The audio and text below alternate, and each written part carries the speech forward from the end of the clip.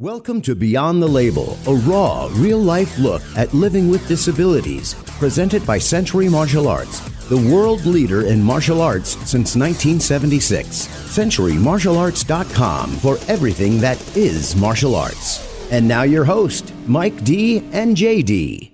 Hello and welcome to Beyond the Label. Welcome back to our second episode in the series. We haven't done this before, so it's our first shot. I am Mike D. I'm JD. And I'm Tom Shannon. How's it going, guys? There you go. Good. Good. How are you? Not too bad. Hey, we made it on here, so that's half the battle. It's if they can see the behind the scenes stuff, that's really where it gets crazy. But hey, a little bit of WebEx, a little bit of TeamViewer. Hey, no, I wanted to. Last episode we had past Chief Tom Hooker on, and we talked about my experiences with the Pittsford Fire Department and how I've become a member there and what that's like with a disability. And the topic kind of stemmed from an episode of Blue Bloods on CBS a couple of weeks ago. I find and Michael, we talked quite a bit, and Assistant Chief Shannon and I talked quite a bit. My wife says actually I should just go live at your guys' house because I'm on the phone with either one of you more than I talk to her. But anyways, a couple of weeks ago there's this episode of Blue Bloods, and I'm like, hey, this is pretty neat. We're starting to see disabilities become more mainstream on TV. They had a detective on there who the storyline was that she got shot, and she was paralyzed and now in a wheelchair. And her story sounded a lot like mine, and in a different kind of way. I think ever since I was little, I was always told that I could do anything I wanted to do, and if I just put my mind to it and figured out ways to do it. And so that's what I've done. And for those of you who don't know how the fire service and the EMS service and the police service works, I mean, we're pretty fortunate in the little town that we're in. To be volunteer, but when you get outside in New York City where the show is set, those are paid departments, and so basically most of those departments, if you can't function like everybody else, then you no longer have a job. And this lady's point was, look, there's nothing wrong with my brains, there's nothing wrong with what I know, there's nothing wrong with my spidey sense, if you will. It's just my legs. And she said, I want you to keep me on my job. And they're like, well, we'll give you a desk job. And she said, that's not the point. And I'm like, hey, this is finally cool. And it's a great topic. Yeah, and it all kind of coincided with the fact that some folks around the organization said, you talk about a lot about martial arts in your podcast, but you do a lot of other crazy stuff. And I said, crazy stuff? It's just all in a day's work. And they said, yeah, you need to talk more about, your Spartan races and the fire department and things like that. And I thought, this is a great topic, and I'm so glad to see that it's on TV now, that I think we can expand upon it. And so I brought these guys, my other family, in to tell you their side of life with me and what it's like to be around somebody with a disability and count on them to kind of be your lifeline at times. So, as I said, my good friend and Assistant Chief Tom Shannon is willing to join us tonight to talk a little bit about that. Thanks for being here, Tom. You're welcome. No big deal. Yeah, so basically, Tom, the other Tom that we met last episode, he and his partner, former Assistant Chief Shah, decided to put me on the fire department and that I would do dispatch. And then shortly after that, they retired from their positions, and we've got a new chief and a new assistant chief. And Tom got stuck with you. Yeah, and so Tom,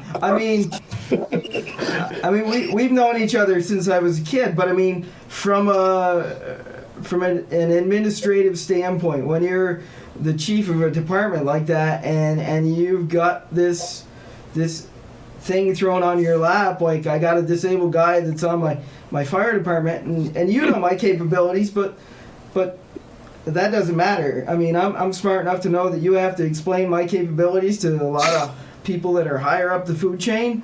And so, what was that like, first of all, and then what do you say to that? Well, I mean, the other two chiefs, obviously, they left us in a pretty good place, right? I mean, I can't complain anything that Tommy and Butch had done.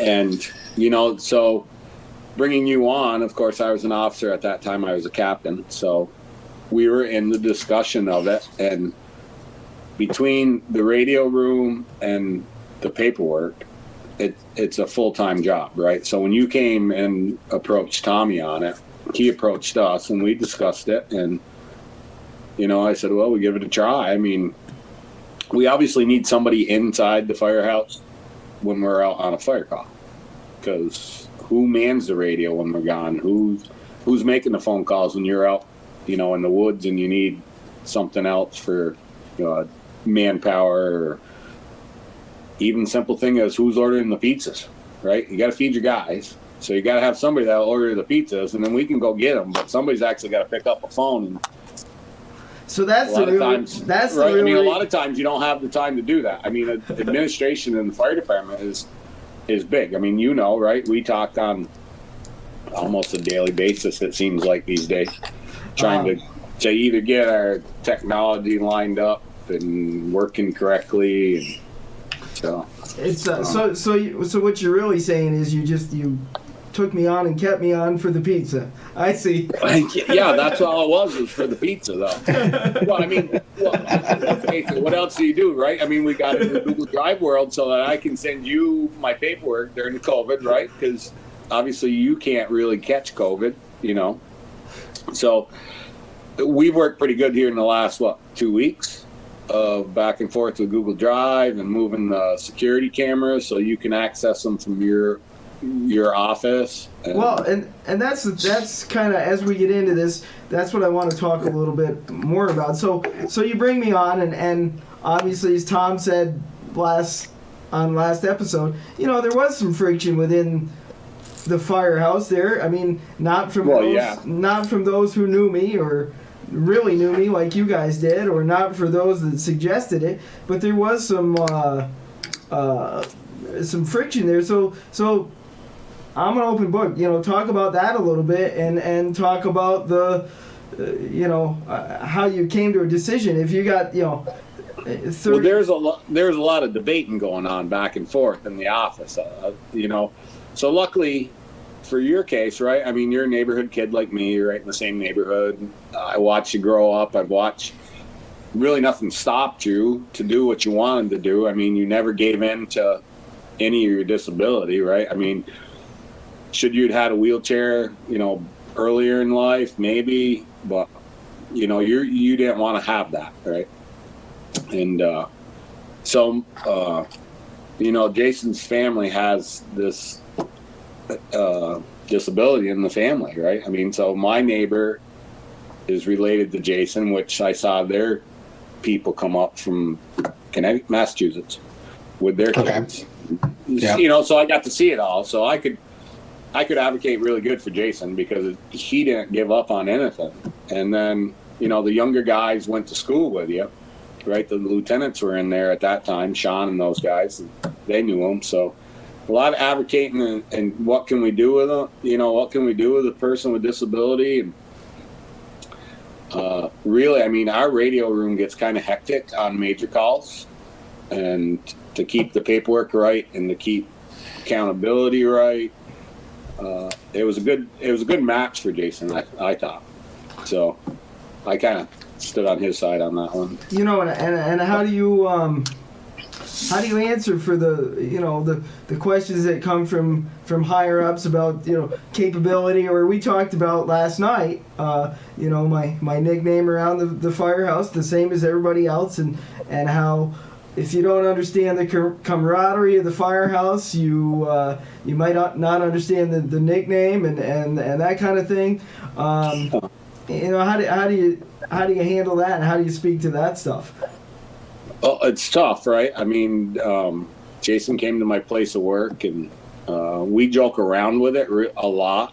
It doesn't offend Jason, but it does offend other people. I mean, we were laughing about it on the phone the other day, and he tipped over. I picked him up, and probably said what I shouldn't have said, but it was firehouse stuff, and we're a brotherhood at the firehouse, so it's like picking your own brother up off the floor, and you're like, God damn it, stand up. Can't you stay on your freaking feet? So my boss, after Jason and Katie left, he called me out on it. He's like, you can't do that. He says, you came from a school background. I said, yeah, I know. And then during the school years, I'd never do that. I said, you got to understand the camaraderie of the fire department, right? We're all brothers and sisters on our department, and we stand behind one another. And it was just like if it was your brother tipped over, and you're like, stand up, man. Yeah. I mean, we talk about that. We talk about that all the time. I mean, I've known Jason since, God, I think it was right around the time we were turning 18, right? 17, 18, JD. And we used to, when we worked at the radio station, we'd have to go up and down these stairs, and there was no elevator. Like it was a really interesting setup where you were in between floors. Like there was an elevator in the building, and the elevator could get you to the bathroom, but the elevator didn't get to this like mezzanine tier. So there's like 13 steps up or 13 steps down to go to the restroom, and Jason always needed somebody to go with him. So like you'd be in the middle of producing a commercial or recording a bit, and JD's like, I gotta hit the head. It's like, crap. I mean, we say it with a kind heart, but it's like, well, we're happy to stop and help JD get to the bathroom, but you give him shit the whole way there and the whole way back, right? Yeah, and so when he came on to the fire department, a lot of people didn't realize that about him, that he had a very good sense of humor about his disability. So, and they're just thinking, oh boy, what are we going to do with a disability kid on here now? He can't come to the fires. How are we going to drag hose? He can't drive trucks because we're not set up. And it's like, what are we going to do? And I was like, just settle down. I mean, we're basically taking him on for administration part, which none of us want to do. And, half the fire department's old, so they're like petrified of technology. So it's like, who's putting in our federal, stuff all the time? I mean, you got to do that stuff every time that we go out. You got to put the stuff in. And I'm like, I don't want to do it. Because during teaching school, I didn't want to do it. It's like, let Jason do it. And no offense to you guys, but you're terrible at paperwork. Even still, I'm like, who filled this piece of paper out? Like, and my name's on the thing, so if it comes back, it's coming back to me. It's going back to you, not me. So it's like, look, I got you a camera now. I've got you the internet going down there. One more new. I've told everybody. I put your name on. No, I haven't put your name on the whiteboard yet. I'd like to. And since you're asking me what I'd like a nice, raised platform above the apparatus floor with some glass around it. Yeah, and an elevator too, right? That's right. If you can an elevator. If you can get right on that. That'll be the next station. If you can, I have you know what you should on YouTube, right? I mean, if you watch, I like watching YouTube, so and I'm big on fire department stuff and learning. And you see that in a lot of big fire departments is, oh my God, their radio room is elevated and they can look on the apparatus floor. They can see everything that's going on and they can talk. And I'm like, oh, we don't have that much money though. Yeah. Well, you don't actually need an elevator. What you need is a platform on pulleys, and you're all firefighters, right? Just pull them up. We don't have time for that. Tell them get out of the way when we're running in to go to the fire. If you get get out of the way, we got to go.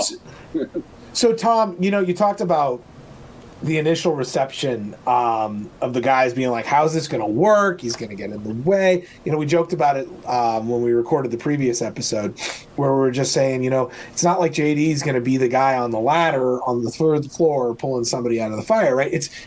There are obviously, as much as Jason is of the mindset that he can do anything that he puts his mind to, which is great.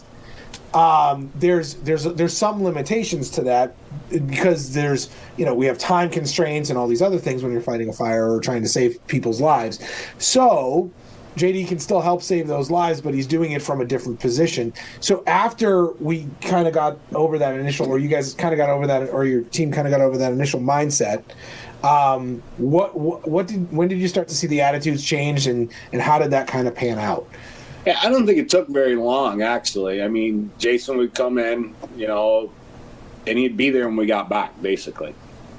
Now, maybe some of the older guys were there sitting at the station, but obviously the officers and younger guys were bailing out of there as fast as we can to get to whatever emergency we went to.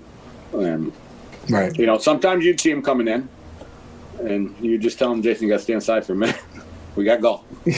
And, so it worked out good. And then, you got used to the radio, obviously, working at radio, so you could talk on that thing. We had to move the radios a little bit for Jason's accommodations because he couldn't quite reach it. So we got his office area pretty pimped out in there for him.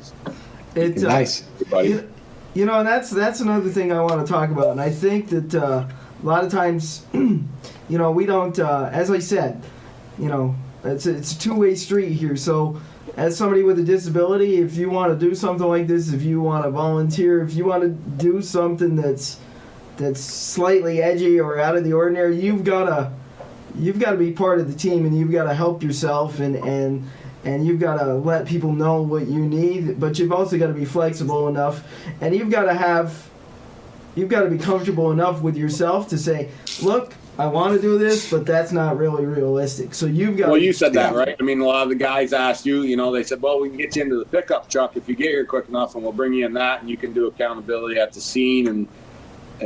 And you came right out and said, "Yeah, I don't think so." Right? I mean, so you knew it wasn't where you should be. You should be in the radio room. I mean, right. So somebody with disabilities, you got to know your limitations, really. I mean, you can think you're going to do everything, but you got to really be truthful to yourself and say, yeah, I think I'm better well served here. And I mean, it's been a good match for the fire department. I mean, I think. And really at the end of the day, that is the best spot for me. I mean, not only for my safety and for ease, but for the fire department. I mean, that was a real gap, and it's a lot of work. That's like a full-time job in itself, and I just think that a lot of people, they don't understand that the fire service, there are many different jobs within the fire service that one can have, and so everybody's like, well, I can't go in, or I can't do this. Well, but there are a ton of other things that you can do. So, again, well, and I got to admit, our own fire department, we're pretty diverse, right? I mean, it's not everybody's got to be PAC certified. Everybody's got to be able to climb the 80-foot ladder. It's okay. What can you do? If you think you want to try ladders, well, we'll put you up on a little one first, or go maybe halfway. I mean, a lot of the younger ones that come on think they can climb. They get about halfway up that 80-foot. It used to be 75, and then they freeze, and it's like, okay, that's enough. Let's come back down, and we'll try it again next time. So during that drilling, you're teaching at the same time. It's a comfortable place to get used to it, I guess I should say. And so we have people that aren't going to go inside, aren't going to get really close to the fire. They're going to run a fire truck instead. But I mean, is it a valuable job? I mean, somebody's got to pump me water if I'm running inside the building. So it's a very valuable job. You drive good, okay. Let's make you a pump operator. You're not going to be interior. You don't want to be interior. So I guess that's what I was saying, Michael, was that the fire service, especially on the volunteer level, is really, it's kind of like having a disability, because they recognize strengths and weaknesses, and so you're just like, well, if this is what you have for a weakness, let's work on that, but let's look at what your strength is and focus on that. And so it's one of the few things where you're able to do that. I mean, you go into the workforce, and work is work, and you've got to kind of fit in, and you got to figure out how to fit in. The fire service for me was a little bit more forgiving. It was like, okay, well, we can adjust things to what you need. And these guys have been great. They're like, well, what would make your life easier? And I said, well, if you, yeah. Well, you can finish your thought, but what I was going to say, though, is, and it's almost a question to Tom, is they do that because you're putting in the same effort that anybody else on the department's going to put in. If you weren't putting in that effort, they wouldn't make the accommodations for you because you'd be quote unquote a waste of space, right? So it's not just they're making and correct me if I'm wrong, Tom, but they're not just making the accommodations for somebody who showed up with a disability. They're making accommodations for somebody who showed up, works hard, and needs those accommodations to continue working hard and helping the team. Right. Yeah, that's our whole team atmosphere down there. I mean, we help each other out. I mean, as long as everybody's giving that 110%, we're right on board with you, and we're going to try to help make your life as easy as our lives. And so like I said, we've been working through the COVID with Jason now. Like I said, the chief's not really tech savvy, so and some of the stuff he doesn't like, so I have to work my way around it a little bit and get him to understand, I guess, why it's important to do this. And then so this weekend we moved the camera so that Jason doesn't need to go down there anymore. He can do everything on his computer where he is here in his office. He can fire up the camera that's in the office at the station and see who's in the radio room. And we're going to be working on trying to get him a base unit, so then he could have a radio. He's got a portable right now, so he can talk to us as long as he's in range. Yeah. But maybe we get him a bigger one that he can get out a little bit. With money, that's the hard part, right? Money. Everything's about the money game. So it's You don't realize that when you're a lieutenant and a captain, but when you become a chief, everything's a money game now. Everything's a money game. So does the work? So let's talk about that for a second. And JD, I'm sorry if I'm going off track a little bit. I think this is important to point out.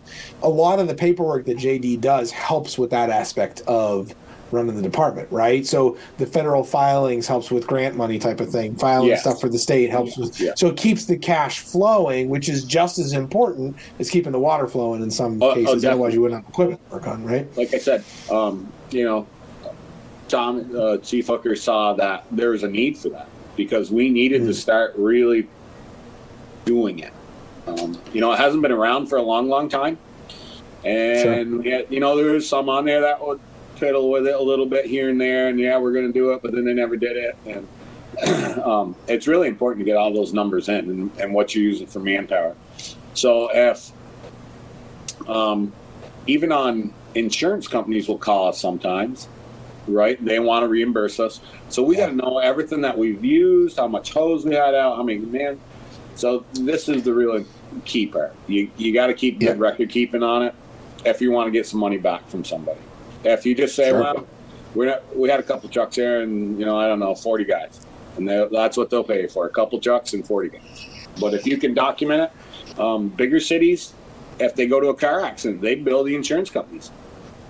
They know how much hose they put down. They know how many trucks were there, how much manpower. But they have a whole, right? They got administration people doing it for them all the time. Well, on the volunteer, we didn't have anybody like JD to sit down for hours sometimes. I mean, when we were bringing him the run sheets, well, it might be a month before we bring him the run sheet. So now he's got a weekend day or every night he's got to do it. I mean, So we're trying to catch up with technology, right? We all have smartphones now. So I was like, all you got to do is click, take a picture of the front, take a picture of the back, send it to him. He can enter it into the computer, right? We have our paper copy for our files. He's got the computer copy. Boom, done. And it's like, so it works really good. And then Jason picked up the cadet program and ran with that. So, and we got to take a little break, and then we'll be right back. And I want to talk to you about the cadet program as well as your experience in education and how that all plays into all of this. But one last thing before we do go, Michael, he makes it seem like it's no big deal. Like they're not doing, it's no big deal. This is just what we do for them. But I'm going to tell you, it's above and beyond. It's like I said, they asked me what would make your life easier. So I want a set of cameras, and so they go get the cameras. And well, we don't want you to get COVID, but we need our papers done. So what can how can we help you? So they're bringing me papers, and it's just, they don't give themselves enough credit for allowing me to do what I do, and I just want you to know that I appreciate that. So we could talk about that when we get back. Right now, let's hear a word from our sponsor, Century Martial Arts. Century's been a great sponsor of this podcast from the very beginning, and we appreciate their support. So here's a bit. Beyond the Label, presented by Century Martial Arts for everything that is martial arts. It's no secret, every martial artist, no matter their age, dreams of becoming a legend. Having their name listed among the greats like Bruce Lee, Chuck Norris, and Jackie Chan. You can hide it or deny it, but you know it's true. Being a legend takes raw talent, dedication, big breaks, and an ability to survive a roller coaster called fame. But it also takes one more thing to go with it. The best gear and equipment in the world. From the company that is martial arts, Century Martial Arts. They aren't just another martial arts supplier that's never set foot on a mat. They are martial artists, and that means they know their products and use what they sell. From uniforms and training gear to weapons and equipment, Century has it all for every martial arts style. Although you may never be listed among the greats, you can still shop like one at CenturyMartialArts.com and unleash your legend within. Century Martial Arts, the world leader in martial arts since 1976. You're listening to Beyond the Label, a raw, real-life look at living with disabilities, presented by Century Martial Arts. Check them out at CenturyMartialArts.com. Now back to the show with Mike D and JD. Welcome back to Beyond the Label. We're talking to Tom Shannon today. Tom, you're the chief or the captain? Assistant chief. Got to get the right title right. Assistant chief of the Pittsford Volunteer Fire Department and the is it the Nick Wackett Hose Company. Did I get that right? Wackett Hose Company. Yeah. Yeah, I got it right. Woo. You got it. I used to drive by and see it all the time. I got it stuck in my head. JD is a member of both the hose company and the fire department. I'm sure you have some titles too, JD, that I don't remember. But we're actually going to talk about the cadet program, right, JD? A little bit about that? Yeah. So when I came on, I really I felt like to do my job in dispatch and to do it well, I needed to understand the fire service. Before that, I knew EMS and I knew it inside and out, but I didn't really have an understanding of the fire service. So we would go down for for trainings, and I would just kind of hang back, and if there was something I could try, I tried it. But I was really there to learn the lingo and learn the technical aspects of it. Even though I couldn't put my hands on it, I could tell you how to do it, and it's always been that way for me. I guess with a disability, sometimes the things you can't do, you pay a little more attention and you try to learn them a different way, and that's kind of what I did. And so I learned all of this stuff about firefighting and all the terms, and boy, it made my reports a lot better and things like that. And so they came to me again. I at this time it was Tom Hooker and Bud Shaw, who were the chief and the assistant chief at the time, and they said, hey, we had a cadet program on here years ago. And I said, yeah, I know, most of my friends came through it. I was doing rescue, but they were doing fire. And they said, we noticed that you're pretty good with kids, and you do a lot with people with disabilities and different stuff. Would you mind running the cadet program? And I said, you do know I have crutches, right? Like, again, I'm not gonna climb the ladder, bro. And they're like, no. We want you to manage the cadet program, and we'll find you an assistant to help you with the with the hands-on stuff that you can't do. We just, all these older guys are afraid of the kids, and we don't know how to handle it. I'm like, that's fine. I'm like, oh, I can do that. And so I'm like, what did I get myself into? I don't know anything about teaching people stuff about fire. I think I know a lot, and it drives Katie crazy when we watch a Chicago fire, and I'm telling her, no, that's not how you do it, but I don't think I'm really qualified to teach kids this. And so I did a ton of research about cadet programs around the country, and really came up with guidelines and plans on how it was going to work. And the key to most of this stuff with the kids was having an outline structure of their expectations and how things were going to be, and then putting myself in their shoes. And it was kind of easy to put myself in their shoes because at the time my experience level was that first class that we did, Tom. I mean, my experience level was close to theirs, so it was like we were learning together. Yeah. And so we just picked some interesting topics, and then we got the high school involved, and then we started branching out and bringing in guest speakers and things like that. But I've got a great assistant who's a lieutenant, Darren Laughlin on the department, Mike, that he helps with the hands-on stuff, and then we bring in some guest instructors.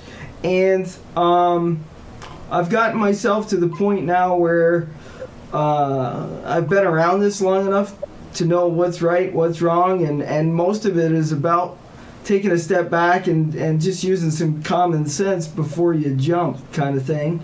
And it's really about teaching the kids that, if you're nervous, say so. If you don't feel comfortable, say so. If you got questions, say so. Nobody's here to judge you. So it's all the peer pressure stuff of growing up, basically, except you impress upon them that, hey, now somebody else's life is in your hands. So if you don't know, say so. And if you don't know, then we need to figure it out, and we need to teach you the skills to do that. And I don't know, through this program, it really has morphed into more than fire. And there's I'm fortunate, and I feel great that I've had the opportunity, because we have 8 kids on the cadet program, and most of the time maybe 2 or 3 are there for the reason of fire, and some are there for other reasons. Some are there because they like lights and siren, and some are there because let's face it, I mean, times are different than when we grew up, so home is not that great, and some are there because their buddy is there, and so you have to be able to pick that out, and I tend to gravitate towards the students that basically maybe home's not there, maybe school's not their thing, and we really incorporate and enforce that the fire department is secondary, school, family, and extracurricular activities come first, and if you're not upholding one, then you can't participate in the other. And some say it's too harsh, but we've had a great outcome with it, and the schools are very impressed with it. And it's you have to look at each individual as they come through the door, and this is what I want to have Tom speak at a little bit. He's a lot better at this than I am. Again, I'm a rookie at this, but I can make it sound good. Tom was an educator for a number of years, and one of the greatest things that I remember, besides maybe keeping kids on the straight and narrow through our program, was when a student said to me, JD, he said, I'm failing out of a class. He says, I don't know how to do this. I bomb my tests all the time. He's like, I don't want to take a test in the fire department. I was like, buddy, it's part of it. Like, if you're going to do firefighting, you've got to, there's bookwork that goes with it nowadays. It's different. I was like, so we got to give you the skills on how to take a test. And so, in case you haven't figured it out, I'm pretty upfront. So I said, okay. You don't say. I said, so here's the deal, all right? I said, do you need help reading that? I'm like, you got to be honest with me. I'm like, I don't care if you can't read the words. I don't care. I'm like you. I can't. Like, don't be embarrassed of it. You are who you are. It doesn't make it. So he finally was like, well, I do have a tough time reading that. So I said, okay, we'll get you somebody to read it.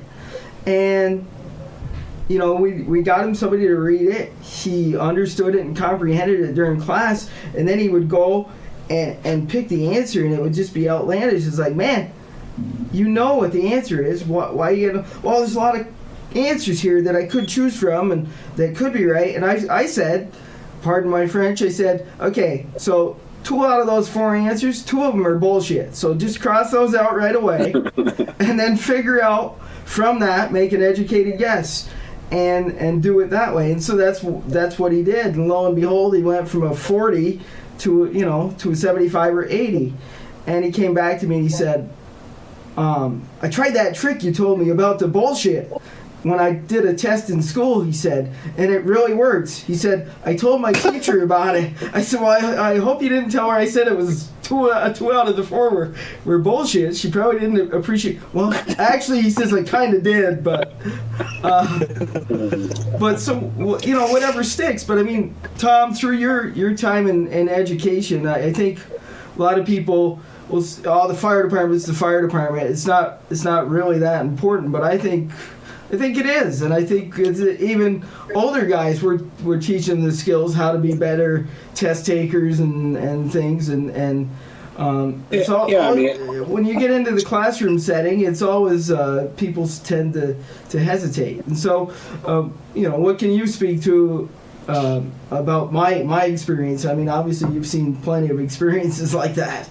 Yeah, so being a tech teacher, we saw students with disabilities all the way through my tenure down there, and so I try to help Jason during his class with some of my experiences and stuff I learned going through BTC to become a tech teacher, and it's tough, and it is. It's you got to teach this somewhere. They're missing it in school. I don't know where they're missing it when they get to our age group, basically the 16s and up. So it's like somebody didn't teach you how to to do math, like put 1, 2, 3, 4, and then cross it. That's 5. I mean, you gotta feel for them because they missed it somewhere. And will it help them in life? Sure. I mean, I had a student that wasn't really good at adding and subtracting. They're brought up with technology nowadays. They don't need to know those old schools, and I think that's where they miss the old school way to learn. So I taught them how to, we were trying to do bills in the classroom, figure out a bill. So I was like, well, if you can put 5, and then it's 5, 10, 15, 20, you can count on your fingers, toes, hands. I don't care how you do it. You just got, you got to come up with a solution to it, and you have to figure out your best way. Well, come test taking time, like Jason said, all of a sudden I look over and this student's doing the little X, and it's like, wow. And a couple years later, he came back and he saw me, and he was working at a gas station, lost their power. You have no technology when you lose power. But they still had to stay open and sell, the beer, the cigarettes, whatever, sodas, candy bars. He came in and he said, Mr. Shannon, I just want to let you know I had to use that technique you showed me. He said, it took me a lot of paper to get through the 8-hour shift with no power, but he says, I got through it by doing your technique. It's like, see, there's always a different way to do something. Just think about a different way. They're teaching you down the mainstream path. Try to go right, go left. I don't know. I don't care. As long as the answer comes out, 4 at the bottom of the sheet, I don't care how it comes out. And really, the fire service like that, right? We can teach them, right, Jason? And this is the way it's going to work. Well, every scene's a different scene. I mean, there's not 1 through 5 that you're going to do when you get there. It's 3 might come in all of a sudden, and you're like, oh no, what do I? There's a lot of changing and adapting, and so I'm helping Jason now. I mean, he took on a big burden with the cadet program. That's what helps us keep our rosters full is by a cadet program. Yeah. I mean, if you catch 1 out of every class, I mean, that's 1 more young firefighter.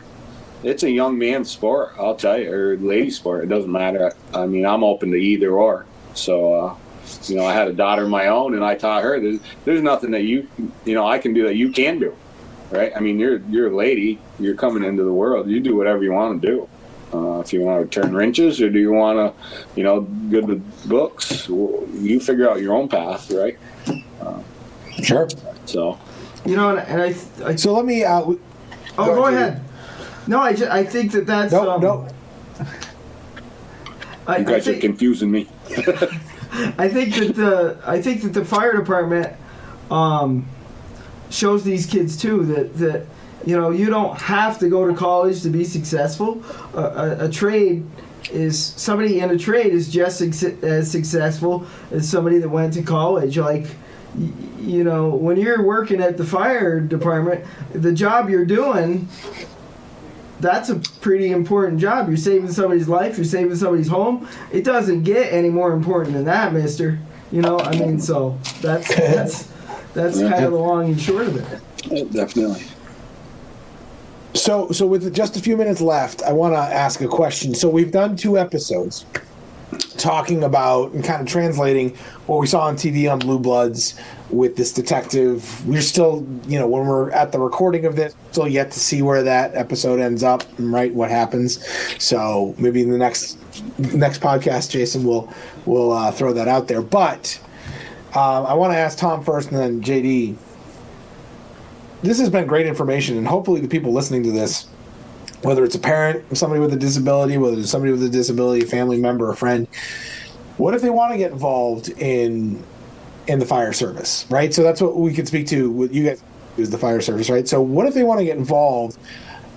Tom, I'm going to ask you from a leadership standpoint, what would be the best way for someone to come in and have that conversation? And JD, I would ask you from your experience to follow up, what would be the best way to approach it from somebody with a disability to kind of maybe reduce some of the friction that you guys experienced from your 2 sides at the beginning. So Tom, why don't you kind of take that and run with it for a second? Well, I think you got to go to your local fire department or first response or whatever you want to become a member of, and then check with that chief to see if there's a spot and see if, can we fit you in with your disability?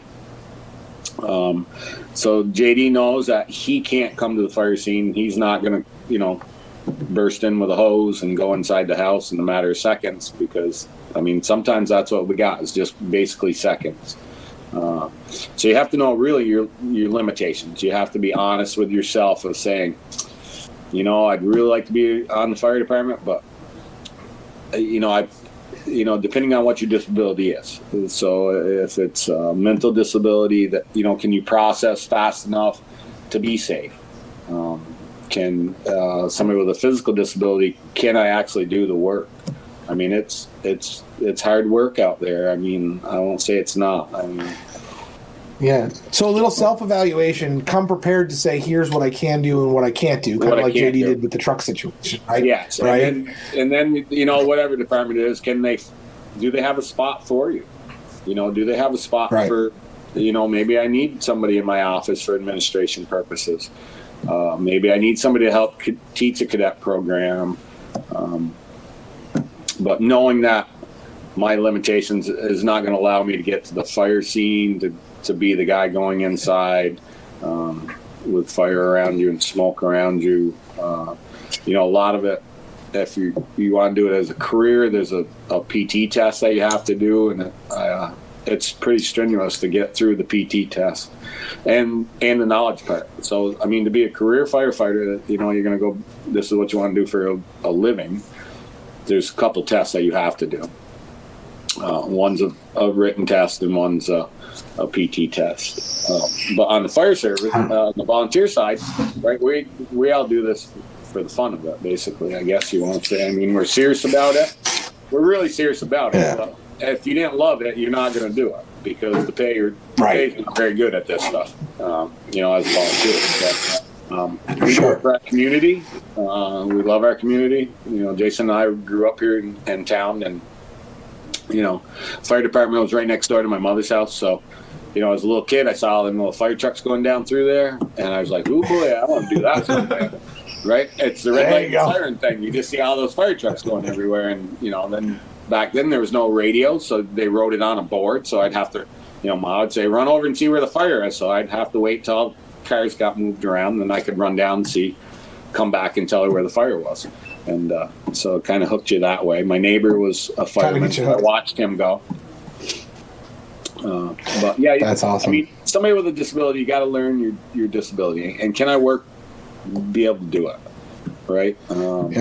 So a little self-awareness, a little preparedness, and you can come in and maybe have a conversation about what's available, what might be possible. Yeah, so obviously we have a pretty good administrator going on at ours that keeps us intact, and he's on the ball with things. JD, called me last night. 2 minutes on.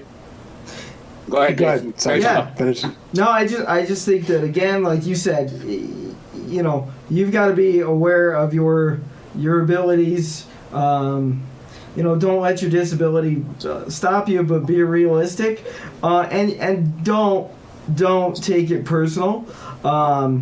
Michael and I have talked about this off air, and I'm just going to put it out here because, and I think you and I, Tom, have talked about this. So, for as much as I and some other folks try to push people to get involved with their disabilities and have a chance, the way you approach the situation, you could make it great for yourself. You could make it not so great for yourself. But as a whole, in the disabled community, you're also making it either great for the rest of us or not so great for the rest of us. So just be mindful of that and understand that if you hear the words like, I don't think this is going to fit, it's not because somebody is trying to be disrespectful to you or discourage you. It may be that they don't understand, and maybe you can try to help them understand, but it may be that they know something that you don't know, and so if you receive that no, at least they gave you the time to think about it.